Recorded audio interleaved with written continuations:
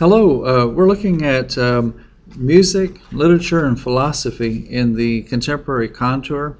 We're going to be looking at such philosophies as existentialism, which is a big movement in the earlier part of the 20th century to the mid and later parts of that. Also structuralism, and basically, these philosophies talk about the idea that we're alone in the universe and that there are no universal truths, and that you have to have the courage to be able to act in good faith.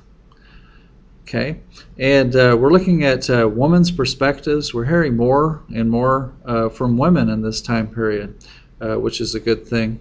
We're looking at the avant-garde as well, and this is an elitist type of movement within the arts, and you'll see how this influences a lot of what we do see within the arts. We're looking at such modern and postmodern composers as Cage and Glass. And we ask a question, is there a failure of the American dream in all the things that have happened in recent years, and where do we go from here?